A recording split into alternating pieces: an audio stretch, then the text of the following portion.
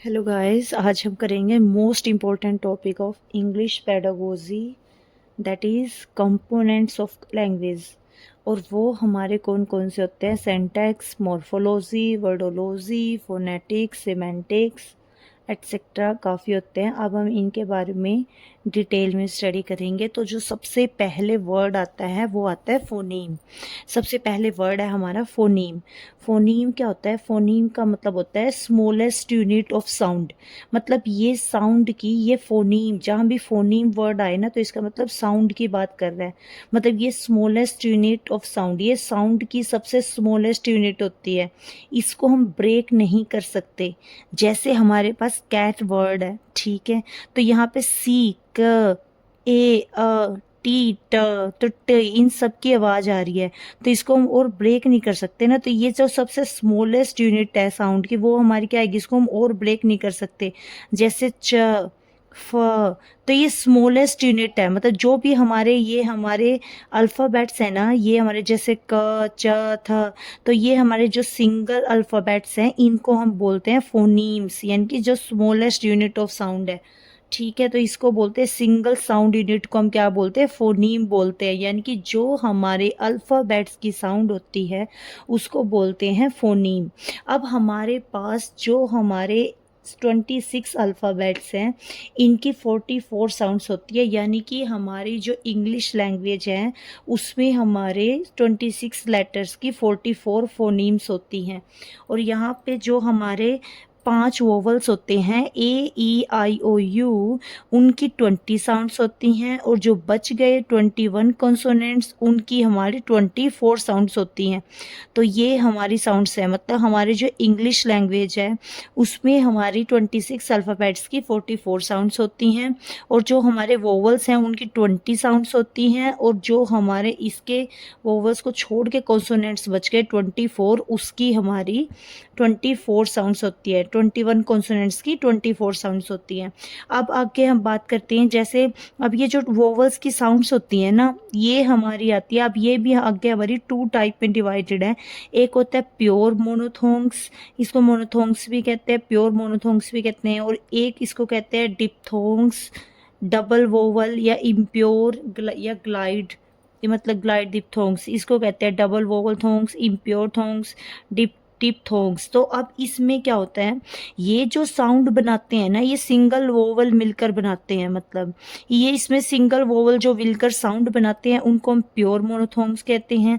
और जिसमें 2 वोवल मिलके साउंड बनाते हैं उसको हम डिप्थोंग्स कहते हैं, या डबल वोवल कहते हैं, या इम्प्योर कहते हैं, ग्लाइड कहते हैं। जैसे ये देखो, फॉर एग्जाम्पल जैसे लाउड, लाउड, तो यहाँ पे ये 2 वोवल्स मिलके साउंड बना रहे हैं। जैसे कोइन, कोइन, तो यहाँ पे 2 वोवल मिलके साउंड बना रहे हैं। ओयल, ओयल, यहाँ पे भी 2, क्या, 2 वोवल्स मिलके साउंड बना रहे हैं, इसलिए इसको कहते हैं डिप्थोंग्स। डाई, डाई का मतलब 2, जिसमें 2 वोवल मिलकर क्या बनाते हैं?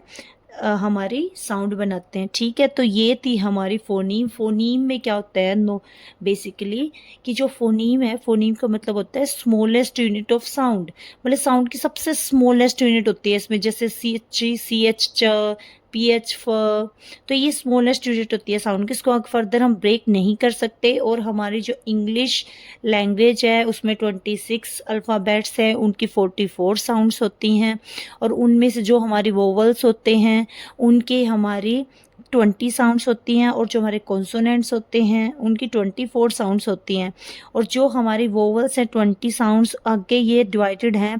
12 साउंड्स होती हैं प्योर मोनोथोंग्स की, और 8 साउंड्स होती हैं डबल वोवल, इम्प्योर या डिप्थोंग्स की। इसमें सिंगल वोवल मिलकर साउंड बनाते हैं, इसमें 2 वोवल मिलकर साउंड बनाते हैं।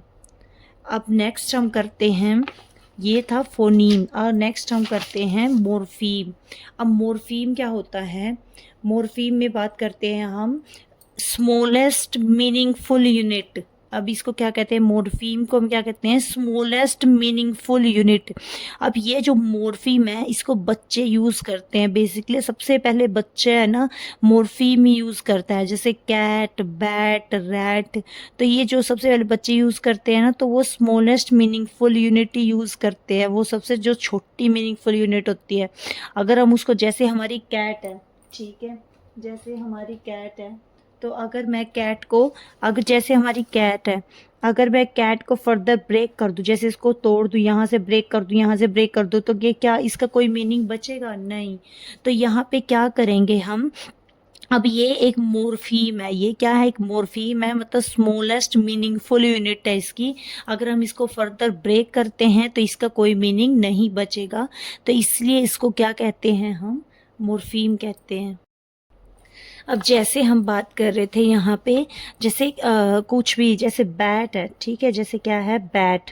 अब बैट को अगर मैं ब्रेक कर दूं, यहाँ से अगर बी ए रख लूं, टी को सेपरेट कर दूं या बी को सेपरेट कर दूं, क्या इनका कोई मीनिंग बचेगा, नहीं। तो इसका मतलब जो बैट है ये क्या है, ये हमारी स्मॉलेस्ट, ये हमारी स्मॉलेस्ट मीनिंगफुल यूनिट है, ये हमारी क्या है, स्मॉलेस्ट मीनिंगफुल यूनिट है, सबसे छोटा मीनिंग इसी का बनता है, और इसीलिए इसको क्या कहते हैं, मोर्फीम कहते हैं, इसलिए हम इसको क्या कहते हैं, मोर्फीम कहते हैं। ठीक है जी। तो ये अब हम बात करते हैं, अब देखो, अब यहाँ पे, अब जो स्मॉलेस्ट वर्ड, अब देखो यहाँ पे वर्ड में और मोर्फीम में क्या डिफरेंस होता है। अब जैसे वर्ड है, वर्ड का प्रॉपर एक मीनिंग होता है। अब जैसे ये वर्ड देखो, हमारे पास है अनवांटेड, हमारे पास एक वर्ड है अनवांटेड, अनवांटेड, हमारे पास एक वर्ड है अनवांटेड। अब इसमें हमारे पास 3 मॉर्फीम है, अनवांटेड, मतलब एक ये मॉर्फीम है, एक ये मॉर्फीम है, एक ये मॉर्फीम है, इसमें हमारे पास 3 मॉर्फीम्स है। अब आप बोलोगे कि 3 मॉर्फीम्स कैसे है, अन का तो हमारा कोई मीनिंग बनता ही नहीं, इसकी तो कोई स्मॉलेस्ट, ये तो कोई मीनिंगफुल यूनिट नहीं है, और ना ही ये कोई मीनिंगफुल यूनिट है, ना ये कोई मीनिंगफुल यूनिट है। आप बोलोगे कि ये मॉर्फीम कैसे हुआ, ये इनका बेसिकली कोई मीनिंगफुल यूनिट नहीं है, लेकिन अगर हम इसको किसी वर्ड के आगे लगा दे, जैसे कॉन्शियस, अनकॉन्शियस, जैसे कंप्लीट, इनकम्प्लीट, तो आई इन, तो यहाँ पे हम क्या बताना चाह रही हूँ मैं, कि वैसे बेसिकली इनका कोई खुद का कोई मीनिंग नहीं है, लेकिन अगर ये किसी वर्ड के साथ लग जाते हैं, जैसे ईडी का कोई पर्सनली कोई बेसिकली मीनिंग नहीं है, लेकिन अगर ये किसी वर्ड के साथ लग जाते हैं तो उसके मीनिंग को चेंज कर देते हैं, इसलिए इसको कहते हैं हम मोर्फीम। तो ये हमारी क्या होती है, इसको बोलते हैं स्मॉलेस्ट मीनिंगफुल यूनिट, वो हमारी क्या होती है, मोर्फीम होती है। ठीक है। अब हम बात करते हैं, थर्ड है हमारा सिंटैक्स। सिंटैक्स क्या होता है, जो ग्रामेटिकली स्ट्रक्चर होता है, जो सीक्वेंस होती है ग्रामेटिकली स्ट्रक्चर की, उसको बोलते हैं हम सिंटैक्स। जैसे किसी भी सब्जेक्ट को अगर मैं ऐसे लिख दूं, जैसे I am going to school, या जैसे मैंने किसी भी जैसे मैंने कोई भी एक एग्जांपल लिख दिया, I am going to school, I am going to school, जैसे मैं स्कूल जा रहा हूँ, मैंने ये एग्जांपल लिख दिया, I am going to school. तो यहाँ पे देखो ये ग्रामेटिकली बिल्कुल ठीक है, जैसे मैंने लिख दिया I am going to school, तो देखो जैसे मैंने इसको लिख दिया, ये बिल्कुल करेक्ट है। पहले मैंने लिख दिया सब्जेक्ट, फिर मैंने लिख दिया हेल्पिंग वर्ब, फिर मैंने लिखी मेन वर्ब, और फिर मैंने क्या लिखा, ऑब्जेक्ट। तो ये ग्रामेटिकली बिल्कुल ठीक है, पहले सब्जेक्ट है, फिर हेल्पिंग वर्ब, फिर मेन वर्ब, फिर क्या है, ऑब्जेक्ट है। तो इसको हम बोलेंगे कि ये हमारा सिंटैटिकली बिल्कुल ठीक है, यानी इसकी स्ट्रक्चर बिल्कुल ठीक है, ये ग्रामेटिकली बिल्कुल ठीक है, ये ग्रामर की रूल्स के अकॉर्डिंग ये बिल्कुल ठीक है, इसको बोलते हैं सिंटैक्स। ठीक है। अब बात आते हैं सिमेंटिक्स की। सिमेंटिक्स क्या होता है, सिमेंटिक होता है ये मीनिंग यानी सेंस की स्टडी होती है, study of words and there meaning, उनके वर्ड और मीनिंग की स्टडी होती है। अब देखो, अब बोलोगी अब ये क्या है सिमेंटिक्स। अब देखो सिमेंटिक क्या होता है, जैसे मैंने लिख दिया मैम ड्राइव्स अ बाईसाइकिल, अब वो एक बाईसाइकिल ड्राइव करती है। अब हमने ये लिख दिया, अब आप देखोगे कि ग्रामेटिकली ये बिल्कुल ठीक है, पहले सब्जेक्ट है, फिर हमारी हेल्पिंग वर्ब, मेन वर्ब है, फिर हमारा ऑब्जेक्ट है, तो आप लोग देखोगे ये बिल्कुल सही है, सिंटैटिकली ये बिल्कुल करेक्ट है। लेकिन सिमेंटिकली इसमें एरर है, इसमें सिमेंटिकली एरर है, ग्रामेटिकली ये बिल्कुल ठीक है, इसमें सिमेंटिकल एरर है, क्योंकि बाईसाइकिल को हम ड्राइव नहीं करते, हम उसको राइड करते हैं, हम कार को ड्राइव करते हैं, लेकिन बाईसाइकिल साइकिल को और बाईसाइकिल को और साइकिल को हम क्या करते हैं, राइड करते हैं। तो इसमें सिंटैटिकली कोई एरर नहीं है, लेकिन सिमेंटिकली इसमें एरर है। तो इसीलिए इसको बोलते हैं सिमेंटिक्स, जिसमें सिंटैटिकली ऐसे कोई सेंस के अकॉर्डिंग एरर हो। ठीक है, study of the meaning of words and phrases, जिसमें एक मीनिंगफुल पैटर्न होता है, तो उसको बोलते हैं सिमेंटिक्स। अब हम बात करते हैं किसकी, लिंग्विस्टिक्स की। लिंग्विस्टिक क्या होता है, अब हमें पता है लिंग्विस्टिक है scientific study of human language. हमारी जो ह्यूमन लैंग्वेज होती है ना, उसकी जो साइंटिफिक स्टडी होती है उसको हम क्या बोलते हैं, लिंग्विस्टिक बोलते हैं। नेक्स्ट है हमारा फोनेटिक्स। फोनेटिक्स अभी हमने पढ़ा फोनीम। फोनीम क्या होता है, जहाँ भी फोनीम वर्ड आए मतलब साउंड की बात कर रहे हैं, तो फोनेटिक्स का मतलब क्या है, is study of speech sounds as physical entity. मतलब कि फिजिकल एंटिटी क्या होता है कि ये स्टडी है उन स्पीच साउंड्स की जो as a physical entity use की जाती है। इसका मतलब क्या है, देखो, any vocal articulation, any vocal organ that take parts in the production of speech sounds, vocal cord, nasal cavity, tongue, uvula plate, तो it palate। तो इसमें क्या आएगा, तो ये फोनेटिक्स क्या होती है, उन स्पीच साउंड्स की स्टडी है जो फिजिकल एंटिटी के रूप में यूज की जाती है। मतलब जिसका यूज करके, जिन फिजिकल एंटिटीज का यूज करके हमारी प्रॉपर साउंड निकलती है, हमारी प्रॉपर साउंड प्रोड्यूस होती हैं, उसकी स्टडी को कहते हैं हम फोनेटिक्स। जैसे हमारे वोकल कॉर्ड की स्टडी है, अब जब हम बोलते हैं तो हमारी नसल कैविटी, हम नाक से, हमारी टंग, हमारी यूवला, हमारी पैलेट, ये सब कुछ यूज होता है। ठीक है, तो इसको बोलते हैं फोनेटिक्स। क्या बोलते हैं इसको, फोनेटिक्स। अब हम बोलते हैं, नेक्स्ट है फोनोलॉजी। फोनोलॉजी क्या, देखो ये तो था फोनेटिक्स, ये क्या है हमारा फोनेटिक्स, ये हमारा है फोनेटिक्स। ठीक है, अब हम बात करें फोनोलॉजी की। फोनोलॉजी में क्या होता है, phonology is about system sound movement how they work as basic element of a language. मतलब कि हमारे जो साउंड मूवमेंट है, कैसे हमारी साउंड बनती है, उसके सिस्टम की स्टडी को हम क्या कहते हैं, फोनोलॉजी। देखो फोनेटिक्स किसको कहते हैं, उन फिजिकल एंटिटी की स्टडी, मतलब उन फिजिकल एंटिटी की स्टडी जिनका यूज करके साउंड प्रोड्यूस होती है। लेकिन फोनोलॉजी क्या होता है, फोनोलॉजी होता है कि is about system of sounds movement how they work as basic element of a language, कि उन सिस्टम के, उन साउंड्स की स्टडी कैसे लैंग्वेज के बेसिक एलिमेंट के रूप में वो वर्क करती है। मतलब कैसे हमारी लैंग्वेज प्रोड्यूस होती है, कैसे हमारी उसमें, तो ठीक है, तो इसको बोलते हैं फोनोलॉजी। फिर आगे हम बात करते हैं प्रैग्मेटिक्स की। प्रैग्मेटिक्स क्या होता है, प्रैग्मेटिक्स होता है प्रैक्टिकल यूज ऑफ लैंग्वेज।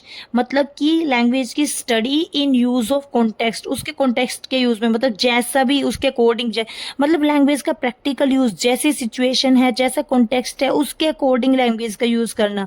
जैसे बच्चा अपने सिबलिंग्स के साथ अलग लैंग्वेज यूज करता है, बच्चा अपने पेरेंट्स के साथ अलग लैंग्वेज यूज करता है, बच्चा टीचर्स के साथ अलग लैंग्वेज यूज करता है, प्रिंसिपल के साथ अलग लैंग्वेज यूज करता है। मतलब वो अपने प्रैक्टिकल यूज वो अलग अलग करता है लैंग्वेज का, उसको बोलते हैं प्रैग्मेटिक्स। मतलब कि वो अपने कॉन्टेक्स्ट के अकॉर्डिंग लैंग्वेज का यूज करता है, घर पे अलग लैंग्वेज यूज करता है, स्कूल में अलग लैंग्वेज यूज करता है, तो उसको बोलते हैं प्रैग्मेटिक्स, मतलब प्रैक्टिकल यूज ऑफ लैंग्वेज। ठीक है, उसके बाद हम बात करते हैं ग्राफीम की। ग्राफीम क्या होता है, ग्राफ, जहाँ भी ग्राफ वर्ड आए ना, तो इसका मतलब होता है राइटिंग, मतलब smallest unit of writing. Writing की स्मॉलेस्ट यूनिट को हम क्या बोलते हैं, ग्राफीम। जैसे फोनीम था, फोनीम का मतलब साउंड है, स्मॉलेस्ट यूनिट ऑफ साउंड। और फिर मॉर्फीम है, वो है smallest unit of meaningful sound. अब यहाँ पे ग्राफीम, जहाँ भी ग्राफ वर्ड आए ना, तो इसका मतलब वो राइटिंग से रिलेटेड है, यानी कि स्मॉलेस्ट यूनिट ऑफ राइटिंग। फिर आगे हम बात करते हैं लेक्सिकल वर्ड्स की। लेक्सिकल वर्ड्स क्या होते हैं, ये हमारे कंटेंट वर्ड्स होते हैं, इनका अपना इंडिपेंडेंट मीनिंग होता है। लेक्सिकल वर्ड्स या content words, because they have their independent meaning, क्योंकि इनका अपना इंडिपेंडेंट मीनिंग होता है, इसलिए इनको लेक्सिकल वर्ड्स कहते हैं। ये एक मीनिंगफुल वर्ड्स होते हैं और इनका अपना एक इंडिपेंडेंट मीनिंग होता है। जैसे वाटर, किड, स्कूल, तो ये सारे हमारे लेक्सिकल वर्ड्स हैं और इनका अपना इंडिपेंडेंट मीनिंग होता है। जैसे अब हमारे पास क्वेश्चन है, ये देखो लेक्सिकल वर्ड्स और फंक्शनल वर्ड्स में क्या डिफरेंस होता है। देखो लेक्सिकल वर्ड या कंटेंट वर्ड क्या होता है, जैसे ही देखो इनके बिना सेंटेंस का मीनिंग नहीं रहता, मतलब मीनिंगफुल वर्ड्स होते हैं, इनके बिना सेंटेंस का मीनिंग ही नहीं रहता लेक्सिकल वर्ड्स। और फंक्शनल वर्ड्स या ग्रामेटिकल वर्ड्स क्या होते हैं, इनके बिना सेंटेंस ही नहीं रहेगा। जैसे देखो आई एम ईटिंग पिज्ज़ा, मैं आई एम ईटिंग पिज्ज़ा, तो यहाँ पे जो पिज्ज़ा है अपनी, इसका अपना एक इंडिपेंडेंट मीनिंग है ना। तो ये क्या है, लेक्सिकल वर्ड्स हैं। और ये क्या, I am eating proper grammatical लिखा हुआ है ना, तो ये हमारे ग्रामेटिकल वर्ड्स हैं। तो ये, और इसमें हमारा जो पिज़्ज़ा है वो क्या है, लेक्सिकल वर्ड्स है। तो ये इन दोनों के बीच में क्या है, डिफरेंस है। अब आगे हमारे एक नेक्स्ट वर्ड आता है इंटोनेशन। इंटोनेशन क्या होता है, इंटोनेशन होता है राइजिंग और देखो इंटोनेशन का मतलब सिंपली ये एक साउंड है हमारी, मतलब हमारी साउंड में एक कभी राइज होता है, कभी हम तेज बोलते हैं, कभी हमारा फॉलिंग यानी कि कभी हम बिल्कुल स्लो बोलते हैं। जैसे हम हमें बहुत तेज गुस्सा आता है, हम पूरे गुस्से में बोलते हैं गेट आउट, तो उस टाइम राइजिंग, हमारे जो टोन है वो राइज हो जाती है। लेकिन जब हमें किसी से रिक्वेस्ट करनी हो तब हम क्या बोलेंगे, बिल्कुल आराम से बोलेंगे प्लीज़, तो वो फॉलिंग, उसको कहते हैं हमारी टोन कितनी गिर जाती है, नीचे आ जाते हैं, तो उसको फॉलिंग बोलते हैं। अब जैसे ये है व्हाट इज़ योर नेम, जैसे व्हाट इज़ योर नेम, तो यहाँ पे पहले एक बार राइज हो रहा है हमारे साउंड में, फिर फॉल हो रहा है, फिर राइज हो रहा है, फिर फॉल हो रहा है। देखो what is your name, what is your name, तो यहाँ पे हमारा क्या करेंगे, देखो पहले साउंड हमारी राइज हो रही है, फिर फॉल हो रही है, फिर राइज हो रही है, फिर फॉल हो रही है। तो ये राइजिंग फॉलिंग, मतलब इसको कहते हैं इंटोनेशन। जब हमारी साउंड में या तो राइजिंग, हमारी साउंड राइज होती है, या फॉल होती है, या फिर राइजिंग और फॉलिंग होता है, तो इसको बोलते हैं हम इंटोनेशन। इसको क्या बोलते हैं हम, इंटोनेशन। नेक्स्ट एक वर्ड है जिसको कहते हैं हम, अब ये देखो लेक्सिकोलॉजी। लेक्सिकोलॉजी क्या है, जो हमारा अभी हमने पढ़ा था कि जो लेक्सिकल वर्ड्स होते हैं जिनका अपने एक इंडिपेंडेंट मीनिंग होता है, उनकी स्टडी को कहते हैं लेक्सिकोलॉजी। या वोकैब की स्टडी को क्या कहते हैं, वोकैबुलरी की स्टडी को क्या कहते हैं हम, क्या कहते हैं, लेक्सिकोलॉजी। क्या कहते हैं, लेक्सिकोलॉजी। ठीक है, तो ये थी हमारे आज के components of language. Hope so आपको पसंद आया हो। इनमें इन शॉर्ट मैं आपको बताऊं, देखो सबसे पहले जो फोनीम है, फोनीम में क्या होता है कि ये स्मॉलेस्ट यूनिट ऑफ साउंड होती है। ठीक है, इसमें सबसे पहले देखो फोनीम में कुछ नहीं होता, फोनीम में सबसे पहले ये स्मॉलेस्ट यूनिट ऑफ साउंड है, जैसे सी एच च, पी एच फ, मतलब ये स्मॉलेस्ट यूनिट ऑफ साउंड है। फिर मॉर्फीम की बात करते हैं, ये smallest unit of meaningful unit है, ये स्मॉलेस्ट मीनिंगफुल यूनिट है, मतलब इसका कोई ना कोई मीनिंग होगा। ठीक है, सिंटैक्स क्या है, ये सिंटैटिकली, मतलब इसका स्ट्रक्चर होना चाहिए, पहले सब्जेक्ट फिर हेल्पिंग वर्ब, सिमेंटिकली मतलब उसका प्रॉपर मीनिंग होना चाहिए उसके अकॉर्डिंग। ठीक है, फिर लिंग्विस्टिक, ये देख फोनेटिक्स मैंने बताया था कि उन फिजिकल इंटिटी की स्टडी जिनका यूज करके हमारी लैंग्वेज, हमारी जो प्रोड्यूस होती है, हमारी जो साउंड है वो प्रोड्यूस होती है, तो उनकी फोनेटिक्स। अब आगे प्रैग्मेटिक्स क्या होता है, प्रैग्मेटिक्स होता है लैंग्वेज का प्रैक्टिकल यूज हम करते हैं, तो उसको प्रैग्मेटिक्स बोलते हैं। ग्राफ यानी जहाँ पे ग्राफ वर्ड आए, यानी स्मॉलेस्ट यूनिट ऑफ राइटिंग होती है। लेक्सिकल वर्ड क्या होता है, कंटेंट वर्ड्स, क्योंकि इसका अपना इंडिपेंडेंट मीनिंग होता है, इसलिए इसको हम कंटेंट वर्ड्स या इंडिपेंडेंट वर्ड्स भी कहते हैं, मीनिंगफुल वर्ड्स भी कहते हैं। ठीक है, फिर लेक्सिकल वर्ड्स, कंटेंट वर्ड्स, इनके बिना हमारा सेंटेंस का मीनिंग नहीं रहता, इनके बिना सेंटेंस, ये थोड़ा, ये इतना नहीं पूछते, मेनली तो जो एग्जाम में पूछते हैं वो यही पूछते हैं, फोनीम, मॉर्फीम, ठीक है, सिमेंटिक, सिंटैटिक, एक प्रैग्मेटिक्स पूछ लेते हैं, प्रैग्मेटिक्स पूछ लेते हैं बस। एक ये लेक्सिकोलॉजी भी पूछ लेते हैं, लेक्सिकोलॉजी। और जो हमारी मॉर्फीम की स्टडी होती है ना, उसको क्या कहते हैं, मॉर्फोलॉजी कहते हैं। जो हमारी मॉर्फीम की स्टडी होती है उसको क्या कहते हैं, मॉर्फोलॉजी कहते हैं। तो ये था हमारा आज का मोस्ट इम्पोर्टेंट टॉपिक, जो है जिसका नाम था कंपोनेंट्स ऑफ लैंग्वेज, जो हमारी ये English components of language. Hope so आपको पसंद आया हो। Thank you so much. अगर किसी भी टॉपिक में कुछ ना समझ आए या कोई प्रॉब्लम हो